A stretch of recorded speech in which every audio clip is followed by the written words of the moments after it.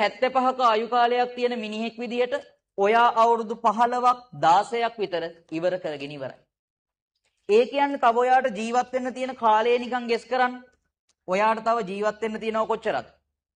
අවුරුදු 60ක්.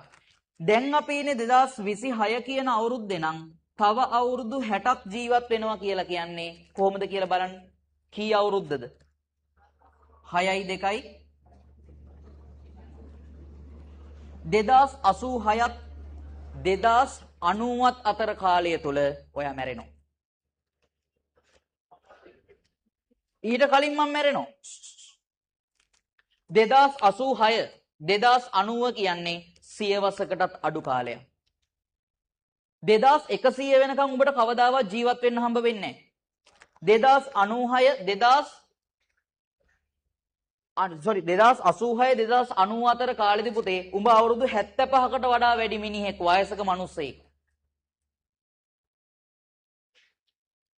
උඹට ඒක ගැන ලොකු හැඟීමක් නැහැ. මොකද උඹට තියෙනවා තව අවුරුදු 60ක් ජීවත් වෙන්න කියන හැඟීම. හැබැයි ඕක දාන්න ඔයාලගේ අම්මටයි තාත්තටයි. මේ වෙනකොට ඔයාලගේ අම්මගේ වයස තාත්තගේ වයස අවුරුදු 40යි හෝ 40ට වැඩි නම් අනිවාර්යෙන් ගොඩක් දුරට එහෙම වෙන්නම ඕනේ. එහෙම වෙනවනම් හොඳට මතක තියාගන්න 2050 වෙනකොට ඔයාගේ අම්මගේ තාත්තගේ ජීවිතය කාලයාගේ වැෑමෙන් නැති වෙලා යනවා. ඒ වෙනකොට උඹ ජීවතුන් අතර ඉන්නවා. උඹට වයස අවුරුදු 39යි 38යි 40යි. උඹට වයස අවුරුදු 40 වෙනකොට හරියට බැලුවොත් ලෝක ස්වභාවයගේ වැෑමි. උඹේ අම්මයි තාත්තයි උඹ ළඟ නැහැ.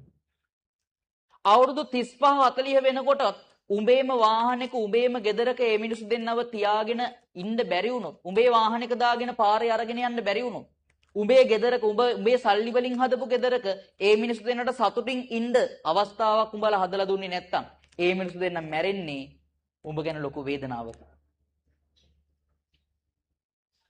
මතක තියාගන්න අපිට තියෙන කාලය සීමිතයි. මේ ලෝකේ බිරිඳක් නැති වුණොත් තව බිරිඳක් හොයාගන්න පුළුවන්. මේ ලෝකේ පෙම්වතියක් නැති වුණොත් පෙම්වතෙක් නැති වුණොත් තව කෙනෙක් හොයාගන්න පුළුවන්. අපි ඕනේ තරම් පුතේ අපිට දරුවෝ හදාගන්න පුළුවන්. ඒක ප්‍රශ්නයක් නෙවෙයි. අපිට ඕනේ තරම් පුතේ යාළුවෝ හම්බ වෙයි. අපිට ඕනේ තරම් නෑදෑයෝ හොයාගන්න පුළුවන්. හැබැයි අපිට කවදාවත් අම්මවයි තාත්තවයි ආයෙ හම්බ වෙන්නේ නැහැ.